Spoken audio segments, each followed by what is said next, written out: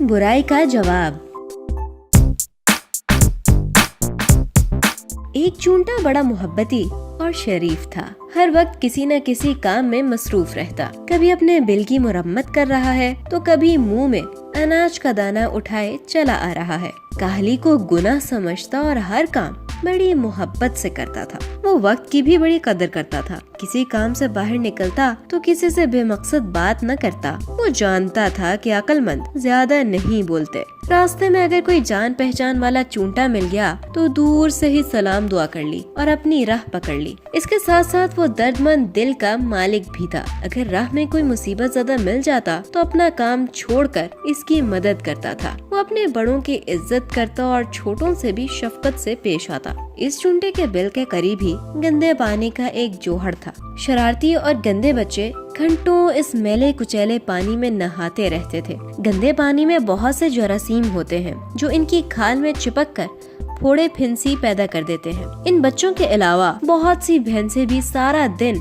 पानी में बैठी रहती थी। चूंटा बड़ा परेशान था। भैंसें सारा दिन फिरती रहती थी। चूंटे को खतरा था कि कहीं वो या उसका कोई बच्चा भैंसों के पाँव तले न को चला जाए। अब वो ज्यादातर घर में ही रहता था। अगर कभी किसी जरूरत से बाहर निकल भी जाता तो अपनी बीवी बच्चों को सख्ती से कह जाता था कि बाहर न निकलें। एक दिन चूंटा बहुत थका हुआ था, इसलिए दोपहर का खाना खाकर कुछ देर लेट गया। बेचारे को सोए हुए ज्यादा देर नहीं हुई थी कि अचानक किसी ने उसे झंझोड़ा। वो चौंक कर उठा तो देखा उसकी बीवी चूंटी खड़ी है। वो बहुत घबराई हुई थी। चूंटे ने जब उसकी तरफ देखा तो बोली, आप मजे से सो रहे हैं और घर में पानी भरा जा रहा है। क्या कहा? पानी कहाँ से आ रहा है? चूंटा बोला, मैं क्या जानूं कहाँ से आ रहा है। आप बाहर जाकर देखें और इस पानी को किसी तरह बंद करें, वरना हमारा मेहनत से जमा किया हुआ गल्ला साया हो जाएगा।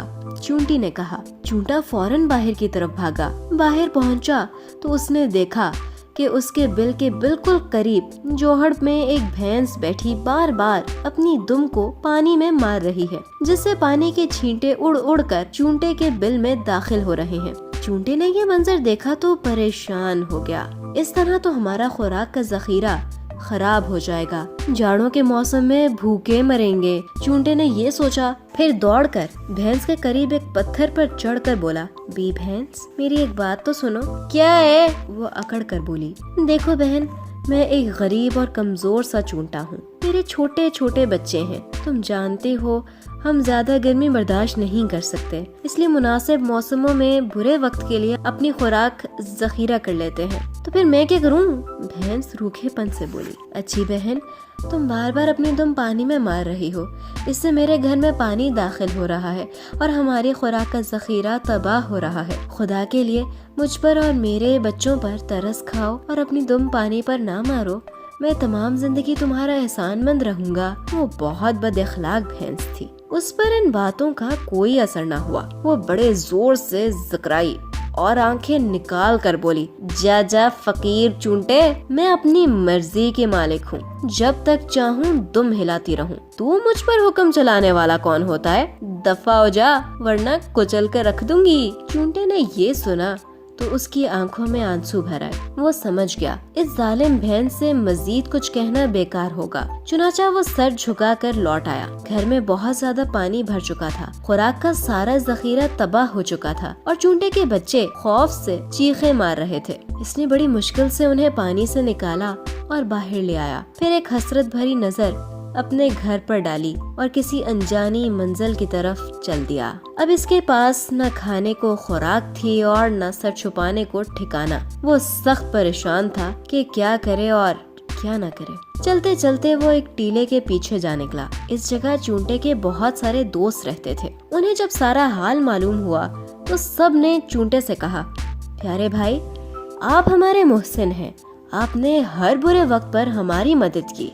अब कुदरत ने हमें मौका दिया है कि हम इन एहसानों का बदला उतार सकें। ये कहकर बहुत से चूंटे मिलकर एक मकान की तामीर में लग गए। वही काम जो चूंटा अकेला कई दिनों में मुकम्मल करता, अब घंटे भर में हो गया था। इन सब ने चूंटे के लिए बड़ा सा मकान बना दिया।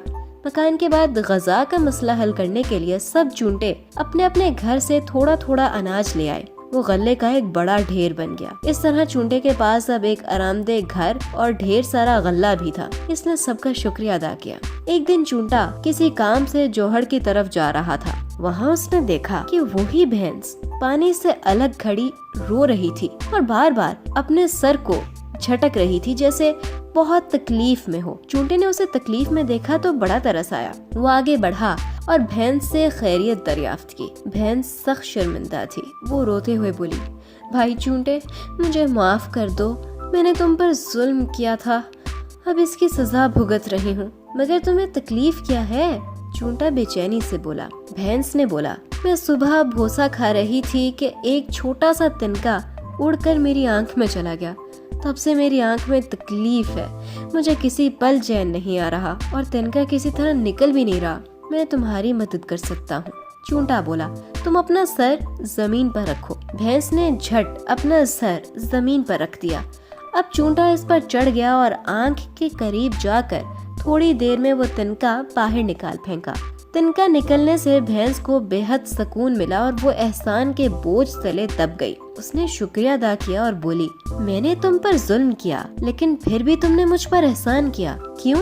چونٹا بولا، سنو بہن، تمہاری بدی کے جواب میں اگر میں بھی بدی کرتا تو میرے اور تمہارے درمیان کیا فرق رہ جاتا؟ اگر تمام لوگ بدی کا جواب بدی سے ہی دینے لگیں تو دنیا سے نیکی بالکل ہی مٹ جائے گی۔ پھر اگر تمہیں اس خوشی کا احساس ہو جائے جو کسی کے ساتھ بھلائی کرنے سے ملتی ہے تو تم کو تمہارے سوال کا جواب خود ہی مل جائے گا۔ یہ سن کر بھینس نے وعدہ کیا کہ اب میں کسی کو کوئی نقصان نہیں پہنچاؤں گی اور سب کے ساتھ نیکی سے پیش آؤں گی۔